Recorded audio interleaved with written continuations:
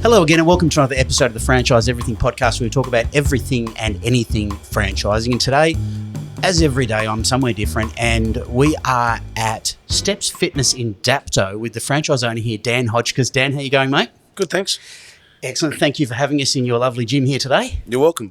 Excellent, mate. And you're the franchise owner of Dapto here, but you're also the master franchise owner of the ACT as well. Yeah, correct. So we're going to tell your franchise owner journey story today because I think everyone's got a story to tell that people can take some stuff out of. So where did it all begin with you? So what was your background and career? What was your first career out of school, for example? Out of school, I had several jobs. No one particular job. Wasn't sure what I wanted to do, and then fell into transport. Started that transport business at an early age, like 19. Yep. And sort of drove for quite some time, and then was forced out of my vehicle, and I guess I needed lifestyle change. I wasn't healthy, right? Yeah. So, I imagine truck driving doesn't always strike me as a healthy career choice. And not particularly, no. A lot of hours in the seat. Yeah. So you skipped ahead well and truly there. So we're going to double back now so people can get a real insight to you and your career. So you said 19 out of school. So you fell into transport. Mm-hmm. So what aspect? So you were in trucks there. What were you moving? What sort of stuff were you just moving? Timber, building products. Yep. Short haul. Local short haul stuff? Local. So you could have been fit then.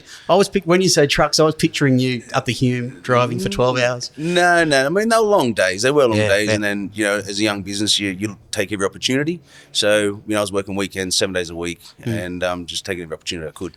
So how did you learn to get into that? Like, what made you decide? Because you're a business owner then as trucks. So how did you do that at that age? My parents had a concrete truck, and then my father went into transport himself, and many times, son, do not buy a truck. Why is that? Why was his advice that? It's just it's a hard graft, right? Yeah. He just wanted better for us, but he didn't say no when it come time, and that is how I got into it. Yeah, that's good. But that's the way many of us get into all our businesses. Absolutely. And probably that's becoming even more the case across the country, isn't it? It's becoming harder and harder to make a start into things, get that capital, get that funding. You really need a bit of a boost up. It is. And what I did like was there was no leg up. There was advice. Yep. It's just a quick story. I had to go to a supplier to get an account in the early days. And Dad was like, off you go. You put him as a reference? Or? Well, no, he actually rang. I found out years later, he rang the reference and said, my son's going to call you, but don't do him any favours. And I jumped through it. And that's how it was my whole... Is that right? So you had to work for it? Had to work for it. But it teaches good ethic and it makes you appreciate what you've got when you get there. Yeah, no, that hard work. I mean, there is that element of the silver spoon element where people... we were only doing a podcast the other day about someone who was talking about how they were naturally talented and they didn't have to put in much work. And then everyone else put in work and went past them. Absolutely. It was a very interesting similar parallel about work ethic. Okay, so one truck you started with. How did you go? What were the first? How did you go out and find clients? By the way, how did you find clients in that? I approached a local timber store. Worked for those guys for 2 years, and then approached another one down south, just south of Wollongong here, private company, and it just took off from there. It really did.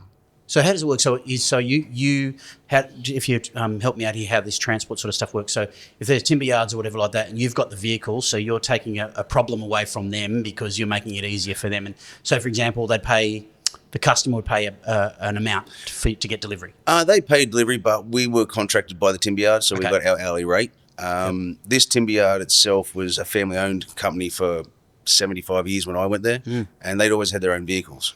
I approached them and gave them an opportunity that they couldn't knock back. You must be a good salesperson. You must be a good relationship builder. I'm not a salesman. I'm just me, right? And I think that's key to in business, being yourself. So I approached them, and with our partnership, we managed to grow. Like the timber yard managed to grow. We were more efficient. They were more efficient. And as they grew, they needed more product moved, hence more vehicles. And that's where I grew.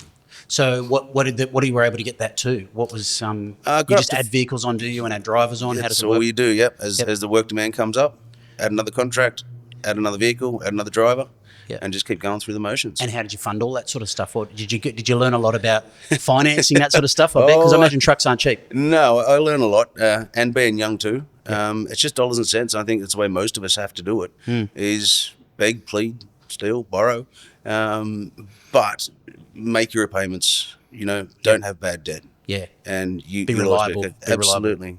Yeah. Because, I mean, we talk about quite a bit in franchising with a lot of the finance guys in that, the banks just expect repayment, and they want to know when things get tough. They want to know, are you there? Do you stand up? Absolutely. Do you put your hand out and say, look, I need some help, or do you cut and run? Yeah, no, you never cut and run. Yeah, no, Never. exactly.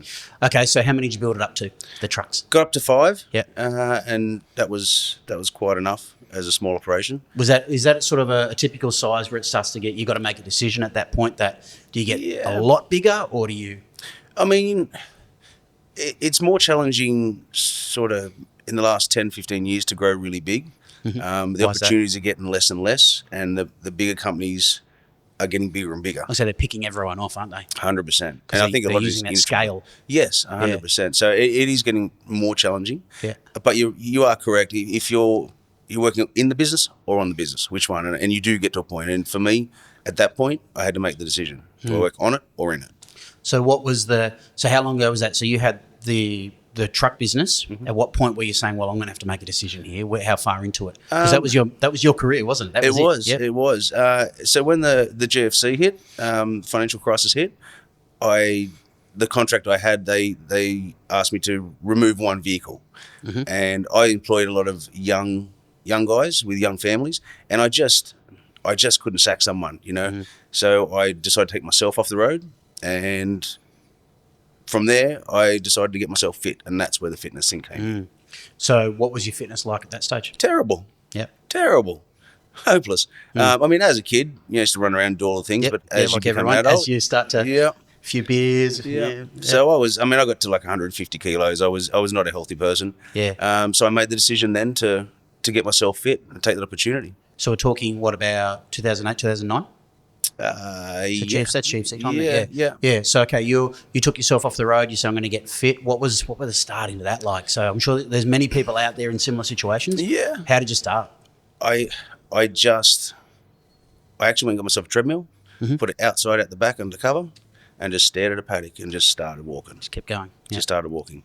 And I lost 20 kilos on my own, and which was great. It was really good. I then went to the snow with a mate of mine and broke my shoulder completely. Right, so I had to rebuild and put the weight back on. Oh well, yeah, because it's those things, isn't it? Those moments when the body breaks down that little bit that puts that pressure back on, doesn't it? Correct. So got better, and then just didn't like myself again. Yep. So found a trainer, found a gym, and started training. So you decided to do it differently, was it? You weren't happy just to do it by yourself this time and repeat the same process? Look, yes, I was, but I plateaued it at 20 kilos, and I needed more. And I knew that. So instead of just beating myself again, let's take a different approach. The definition of insanity is doing the same thing twice and getting the same, expecting different results. So you're a lot more knowledgeable in fitness and training. What were you doing wrong at that point? Were you plateaued at 20 kilos? What have you identified or thought back on? Where did I hit? Where did I miss it? Yeah, look, I think nutrition, like a lot of people struggle with nutrition, and it's really not rocket science. It's really not. When you talk about bodybuilding or competition, competitive anything, yes, that's when you seek help. But from the outset, I think, I know all I did was do the basics, be consistent in training, eat the right foods, and don't give up, because it doesn't happen overnight. And that's the other thing. People will start 2-3 weeks in and they don't see much of a change. And they get disheartened and stop. And they try the next fad, and they try. I think you're right on. I think that jumping on the scales after doing a really hard week of exercise compared to what you were doing previously and eating really well and getting a result, sometimes it goes up, doesn't it? And that can be really disheartening. Absolutely. And people really struggle with that, I think. Yeah. So, okay, so you got there now, you had a trainer. How did it all go? And what was the track? So you lost 20 kilos, you plateaued at that point. So what was the progress now in getting yourself healthy and everything there? How did you go ahead with it? Yeah, so I put all that weight back on, and I went to a trainer, just called him up, said, I'm not sure if I want to do this. Went down. We with trainers, there's a thing to like. You've got to have not only belief in their approach and what they're doing, but you've got to have a good rapport with them. Yeah. If you don't, it's never going to work. It's not enjoyable, is it? It's not enjoyable. Yeah. Right. So, we just hit it off and just worked at it. And how long did you have a target weight in mind, all that sort of stuff there? Something you really want to hit? I did. I said 50 kilos all along. Didn't believe I would do it for a minute. But, trained 3 days a week. And then as I got fitter, I started doing classes and I was training 5 days a week. And 9 months later, I'd hit the goal. There you were. Yeah. There you were. How'd that feel? Fantastic. Yeah. Fantastic. Do you want to keep going? Look, I did. It got to a point where people were asking me if I was ill. Yeah. Right. And that made me stop and think. Yeah, it made me stop and think. So I was like, I could get into a competition type bodybuilding or physique. I looked at the nutrition side of it and how your lifestyle is. You have to be very, very disciplined. Super disciplined. Ridiculous. Yeah. And hats off to those guys. But I like my food too much. Yeah. That's balance, isn't it? Absolutely. Yeah. Absolutely. Yeah. So you're a real balance advocate. Absolutely. Yeah, because it's hard to sustain it otherwise. Yeah. Unless you've got a goal and you're strong-minded and you really have a reason to, it is challenging. It really is. Yeah. So, okay, so you got there after 9 months. So what we're talking here, what, 2011, 2012? Oh, yeah. Something around that? Yeah. Okay, so the progress is you still got the trucks. Did you have trouble keeping it off when you were still doing all that, getting back in the trucks? So I assume you got back into driving and everything. I did get back into driving, yeah, and I didn't have it because I had a routine. Yeah. I was disciplined. I had the routine. I was preparing my food instead of eating on the run. Yeah. And because it had been, I think it had been probably 6 months off the road. Yep. But I still get my routine. I went to training at 4:30 in the morning, then went to work. Had my routine, and it was quite easy. I can say that. Yeah, it is, isn't it? Once you get into that routine, for anything, anything, routine, business or whatever it is. Yeah, and look, not every day is great. When I say it was easy, it was easier. But yeah, not every day is great. No. Okay, so moving on from there. So you got, so you're fit, you're healthy, you're running, you're back in the trucks. What is your thinking there? Because you're obviously doing something very different right now than what you were doing then. So what was the progress? Yeah, so fast forward to, I was about 15 years in the trucks. Yep. 14 years in. How long were you in the trucks all up? 26 years, 26 I think years, before, yeah. Yep. Yeah, so I was probably, 12, 13 years in.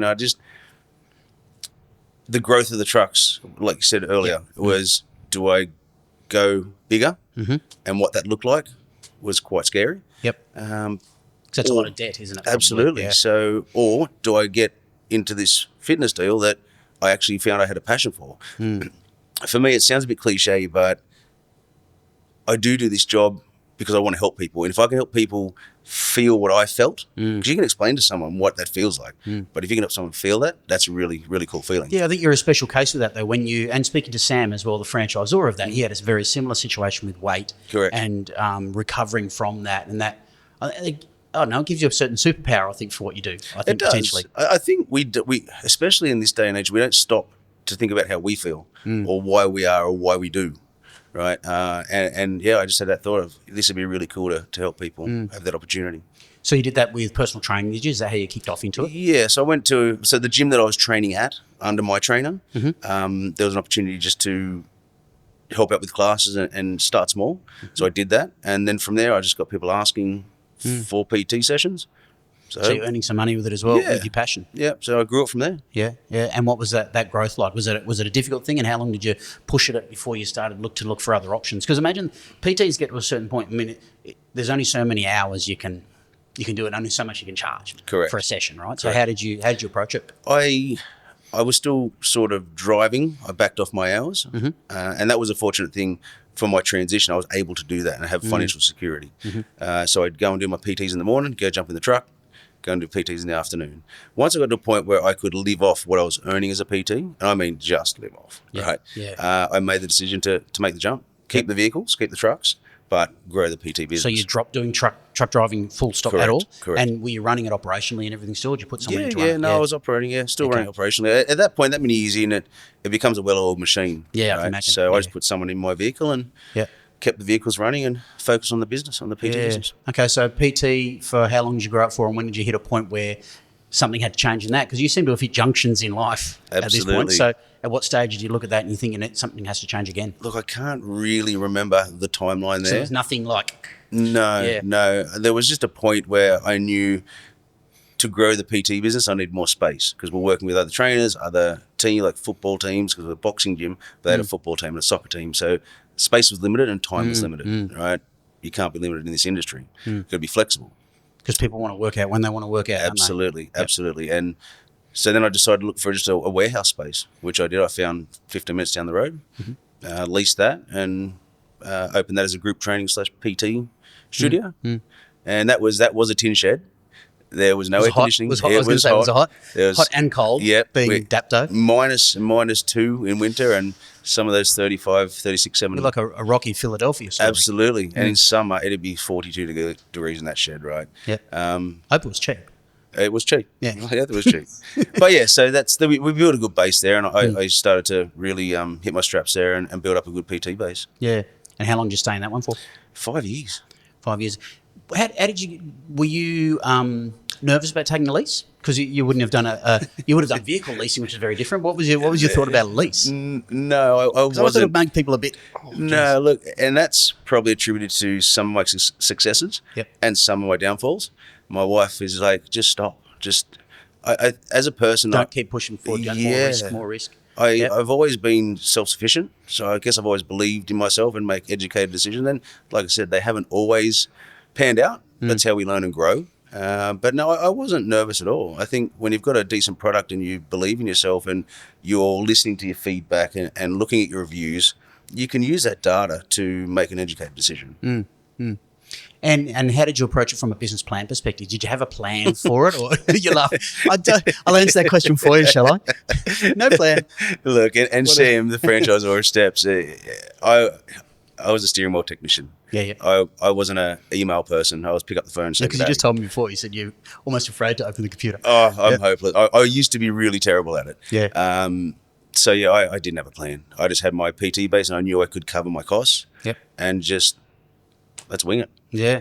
You just wing it. And you winged it for 5 years. 5 years. 5 years in a hot tin shed or a cold tin shed, depending on the time of year. So what was there's another junction there. What happened? Did it max out? You think, gee, I can't do anything more with this? What was because now you got the master off for the ACT for Stepz and you've got this gym here. So what was the transition? My wife at the time wanted to grow her business. She was a PT as well. And she... Because you left something out. You met your wife while you were on your fitness journey.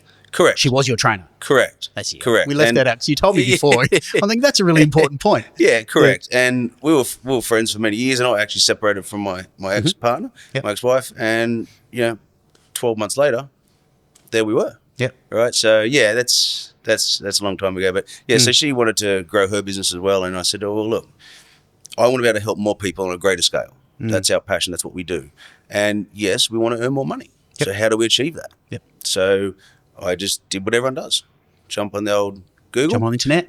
And started searching and did the rounds with all the franchises. Were you definitely thinking of a franchise or were you looking at anything from a gym? I felt, and I knew enough about business that to grow what I had was going to be very expensive and systems. Yeah, because you've already done the independent thing, haven't you? Correct. So yeah. So the systems were going to be hard, and I'm not an academic. I'm not a computer person, so I needed those systems to give me a bit more confidence to go bigger. You're the perfect person looking for a franchise because that's exactly what they're supposed to do. Absolutely, that's the role they're supposed to play. Follow the model. Yep, follow the model. Not 80%. Yeah. Not 70%. Yeah, 100%. Yeah, it's proven. So you looked at all the gyms. What were you looking for? So what was you thinking? Were you thinking of a 24/7 thing? Were you thinking big box? What was your rationale? I went into it open-minded and just wanted to get information. Not really thinking I'd be able to pull it off, to be honest. That's interesting because when you've got a truck business, you've run a successful business on your own in a tin shed for 5 years, so you've grown that there. Next point, you still didn't think you'd be able to pull it off even with the model of a franchisee? You still had some doubts about yourself? Not about myself. It was more from a financial perspective and time perspective. Okay. I really didn't know how much time I'd have to put into it. And I didn't, probably my biggest concern was, would I have time to run this bigger entity and still look after my people? Yeah, okay. Right, so there's a bit of backwards and forwards. So there's a bit of push-pull there, isn't there, about how hard you want to go at it? Correct. Yeah. Okay, so how many did you get close to? Were there a couple of brands, you don't need to name them, but were there a couple of you were close to, or No. did Stepz jump out pretty quickly for you? Well, Stepz didn't jump out initially. I didn't even. I just went to the big boxes of the brands I knew. Yep. And they were challenging to get information out of. Yeah, the bigger brands, no matter what niche, can sometimes be challenging to get stuff out. And that's fine. That was great. But I just happened to stumble across Stepz, and the process was easy. And that's how it started. And I think that's typical from a lot of the franchising stuff you do, when you've got a personal connection to the franchisor or founder or owner, as in this as well. These smaller brands often do really, really well for a whole period there when they stay personal. That culture is really tight. Correct. So you had a connection with Sam pretty much straight away, or what was the... Well, that was one thing that franchisor? stood out. I did the online inquiry and got a phone call from the franchisor, had a conversation like we are now, and there were some similarities. Like we both had weight issues. We both had to overcome that. Both had drive. Both had a passion. Passion is key. We had a passion to help people, and that connection there was like, yep, this is what I want to do. Just feel like, and I think that's so often the case, and I think a lot of people miss that in franchising. It's that personal connection straight away. 100%. Because I mean, we buy from people we like, absolutely, we get along with mostly. I mean, there's other factors clearly, but most of that relationship is key. And on top of that, the model is what really tipped it over the edge. Having the hybrid 24/7 group training in under one roof at a really affordable price point. Yeah, that fits the market, doesn't it? It was a no-brainer. It really was. So were you in it before? Because it got rebranded, didn't it? They went through a whole rebranding. Was that before? No, this Dapto here was the second 2.0 of the new look. Yep. Yeah. So this was the second one, and it was just like I said, being able to contact the franchisor at any time, the support base, and just the model, couldn't beat it. Excellent. So you got Dapto. So what was it like opening? So how long did it take from inquiry to you actually opening a business? Roughly 7 months, 8 months. Okay, so that's actually pretty quick considering that the fit out that would have been in here. You must have moved pretty quickly, actually. Yes, the challenge, like with I guess most places, is finding the right location. Yeah. And this town isn't a big town, so finding this location was a challenge first and foremost. And then from there, I just drove the build. Was here every day. Got hands dirty. You're like the homeowner who attends their house every day to see what the builders have done. And I was in here. I was, that bathroom area, that disabled bathroom in here. This used to be a bank, right? Yep. And that's the old vault. Oh, is that right? So it felt secure. Yeah. So we spent 17 hours on a jackhammer just jackhammering. Like it's true story. Yeah. So we got that up and running. Opened. Have you got photos and stuff of it? I actually have. Good. So we opened in December 19. Yep. And then of course the good old COVID come around. What happened after that? Something. The C word we don't talk about. Okay. So how was that? How was that when you were into it? So December 19, you're up and running. That's challenging. Yeah, look, 3 months in, it was challenging for everyone. Everyone, yeah, of course. And people would say to me, how are you coping? How can you deal with that? And for me, my approach was there's other people in the world that are way worse off than we are, right? Yeah, had the same thought. So, because what are you going to do? Exactly. What other option is there? So we had a really successful opening. We got a really good group training member base straight off. Yeah. So I just came in and did live classes for free just to keep people engaged and not only from a business perspective, but a personal community vibe and keeping people, give them something to look forward to because they couldn't leave their houses. Yeah. Right. Yeah, we did the same. We did just a lot of free videos. Yep. We just did a whole bunch of free videos we could do for anyone or whatever because what else were we going to do? Yeah. And it gave me something to do. It gave me connection.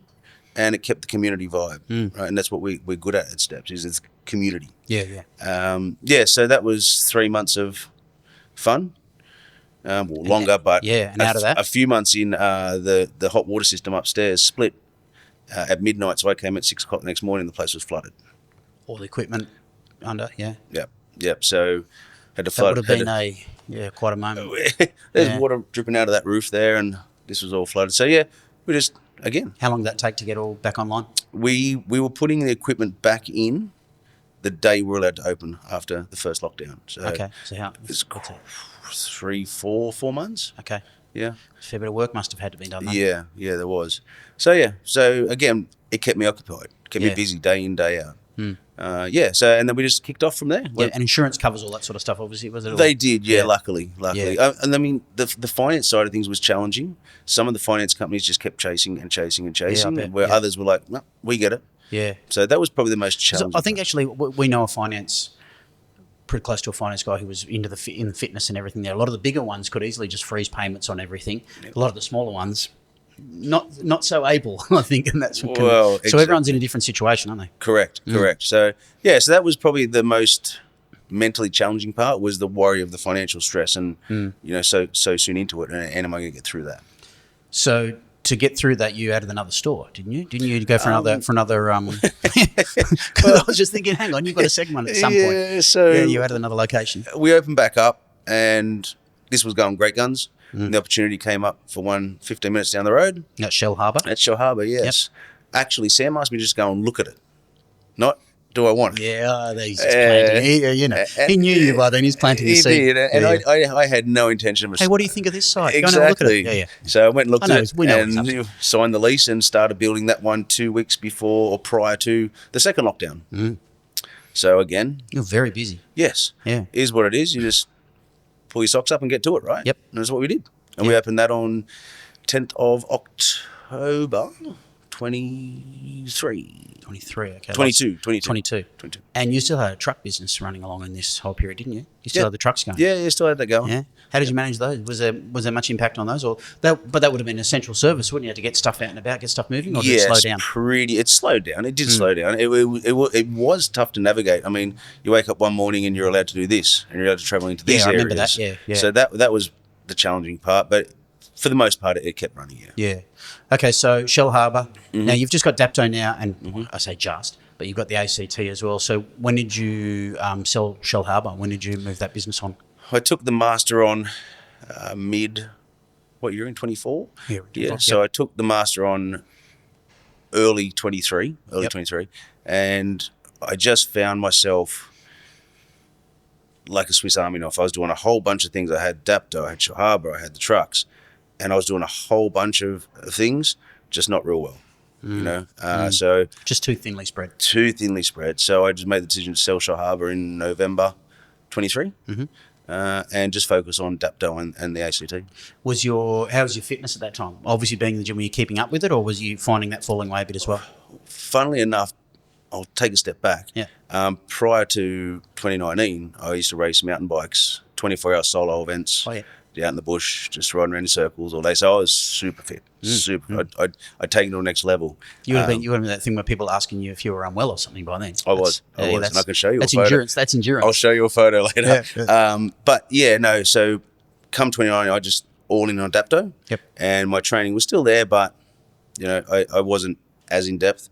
Founded a charity as well for the convoy, the local convoy for kids down here, and we used to ride from Ballina to Wollongong, so 1,000 Ks in 7 days. Wow! So that's what I used to train for. Racing was off the cards, but I could go big Ks days. Those that's only 150 a day. Yeah, that's not bad. Yeah. I also do triathlon, so I know that. Yeah. So it was okay. So that's where my fitness stayed, around that level. Yep.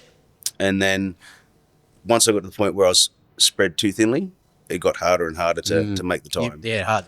Yeah, something has to give, doesn't it? Absolutely. Yeah, and you really don't want passionate people about sport and training do not want that to give. So generally you'll give up something else. Absolutely. And that was, as being a triathlete, right? The mental struggle when you start to step back from that.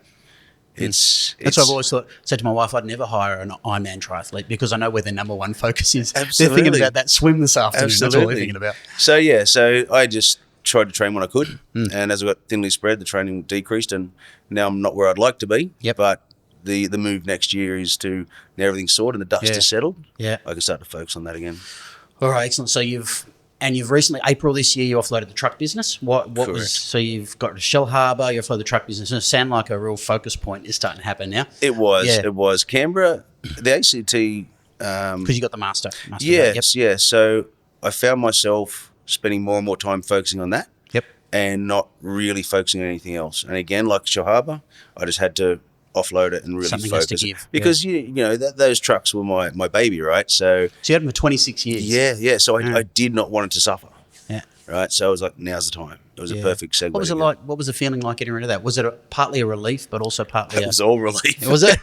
I was going to say, I thought you were going to give me some emotional moment there. No, not at all. Not at all. Yeah, it was all done. relief. Good. See you later. Take those leases away. Absolutely. It was all relief. So that was a good thing. So what do you do on a daily basis with the ACT? So you're trying to grow, want to grow the Stepz Fitness. You're the representative for the ACT to put more locations on the ground. What does that look like on a daily basis with you? Finding franchisees, and properties. Yeah. Put those two together and make it work. Yeah.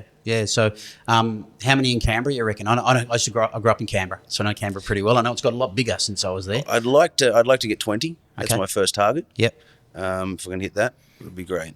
Okay. Well, maybe we'll talk again in a couple of years on something like this, and we'll catch up and see how what the progress is like. That'd be great. Excellent, Dan. Thanks, mate. Thanks for telling your story, mate. It was really good, really inspiring to hear. Thanks, appreciate it. And that's it for another one of the Franchise Everything podcast. If you like this, as always, please share, like, subscribe, do all that sort of stuff, and we'll catch you in the next one soon.